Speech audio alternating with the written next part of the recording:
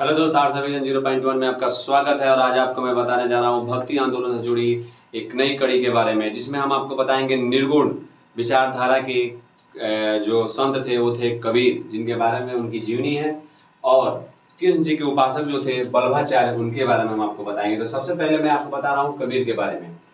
कबीर एक निर्गुण परंपरा के मानने वाले संत थे। कबीर जो थे वो निर्गुण परंपरा यानी वो किसी भी मूर्ति पूजा को नहीं मानते थे।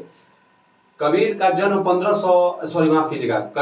1425 ईस्वी में एक विधवा ब्राह्मणी के गर्भ से हुआ था। ये अपने लोक लाज की वजह से, यानी एक विधवा ब्राह्मणी के गर्भ से 1425 ईस्वी में कबीर का जन्म हुआ, और वह विधवा औरत अपने लोक लाज और समाज के डर की वजह से उन्हें एक तालाब के किनारे छोड़ दिया, जहां पर उनको नीरू और जुल्हा दंपति नीरू और नीमा ने उस बालक का लालन पालन किया और उसका नाम क्या रखा? कबीर। कबीर का अरबी में अर्थ होता है महान। यह एक निरंकार ईश्वर पर विश्वास करते थे, और वे जन्म के स्थान पर कर्म को प्रधानता देते। ये जन्म के स्थान पर कर्म की प्रधानता ज्यादा दी है। इनका कहना है कि इंसान अपने कर्म से बड़ा होता है, न कि अपने जन्म के स्थान से बड़ा होता है। और ये हिंदू मुस्लिम एकता पे काफी बल दिए हैं, जिससे समाज में क्रांतिकारी विचार प्रतिपादित किए। यानी इन्होंने हिंदू मुस्लिम की एकता पे काफी जोर दिया। इन्होंने कहा कि जन्म के स्थान पे तुम कर्म पे फोकस करो, क्योंकि कर्म ही तुम्हारा है जो तुम्हारा अच्छा और बुरा का निर्णय दे सकता है। अगला पॉइंट कहता है ये मंदिर मस्जिद तीर्थ व्रत का कटु आलोचना की, यानी ये मंदिर मस्जिद तीर्थ इस सब का उन्होंने काफी आलोचना किया है। कबीर ने भारत में संस्कृति एकीकरण और समन्वय की पृष्ठभूमि तैयार किया। इन्होंने क्या किया?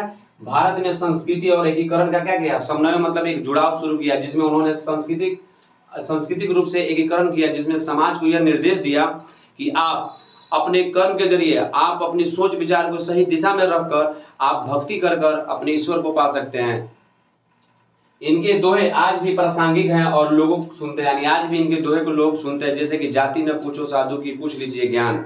यानी जाति नहीं पूछा जाता है साधु का। अगर साधु के पास ज्ञान है तो जाति ना पूछिए कि किस जाति के हैं आप, बस आप उनसे ज्ञान की बात करें और ज्ञान सीखे। सीखने का कला आपके पास ज्यादा होना चाहिए। जो व्यक्ति अपने जीवन में सीखने की कला ज्यादा रखता है, सुनने की क्षमता ज्यादा रखता है, बहुत तरक्की करता है, बहुत आगे जा सकता है। इसलिए आप सुनने की क्षमता भी बढ़ाइए और सीखने की कला भी रखिए। तो कबीर का नाम था। कबीर के दोहे ने बहुत सारा मार्गदर्शन दिया है लोगों को, लोग उस पर अमल भी किए और आगे भी बढ़े हुए हैं। इनके अनुयायी कबीरपंथी कहलाए, और इनकी मृत्यु 1545 ईस्वी में 120 वर्ष की आयु में हो गई। इनके दोहे बहुत ऐसे हैं, जैसे सच बराबर तप नहीं, झूठ बराबर पाप, ताके हृदय साँच है, ताके से हृदय आप। यानी इन्होंने कहा कि सच से बड़ा इस धरती पे कोई तपस्या नहीं है, झूठ से बड़ा कोई पाप नहीं है। तो इनकी बहुत सारे ऐसे आपको दोहे मिलेंगे जो सामाजिक रूप से, सांस्कृतिक रूप से आपकी विचारधारा को बदल सकता है। अब हम बात करेंगे बल्लभाचार्य के बारे में, जो कृष्ण जी के उपासक थे। बल्लभाचार्य का जन्म 1479 ईस्वी में वाराणसी में हुआ था। इनके पिता का नाम लक्ष्मण भट्ट और माता का नाम यलम गरु थी। ये अपनी शिक्षा ग्रहण करने के बाद कृष्णदेव राय के दरबार में चले गए थे। यानी बल्लभाचार्य ने अब जो शिक्षा ग्रहण किया उसके बाद तो कहाँ चले गए? कृष्णदेव राय के दरबार में चले गए। विजयनगर के सबसे महान सम्राट अगर थे तो कृष्णदेव राय थे, जिनके दरबार में कवियों का सम्मेलन होता था, जिनमें ये भी गए थे। बल्लभाचार्य मोक्ष के 3 साधन बताए हैं, यानी बल्लभाचार्य ने मोक्ष के 3 साधन बताए हैं।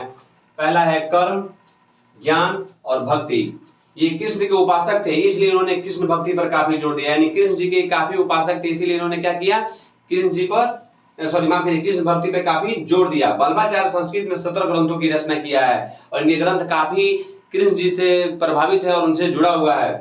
वे यह कहा करते थे कि ईश्वर की कृपा से ही भक्ति उत्पन्न होती है। देखिए, इनका कहना था कि ईश्वर की कृपा होगी तभी आपके अंदर भक्ति उत्पन्न होगी, और उसी भक्ति के साधना के तहत आप ईश्वर की प्राप्ति कर सकते हैं।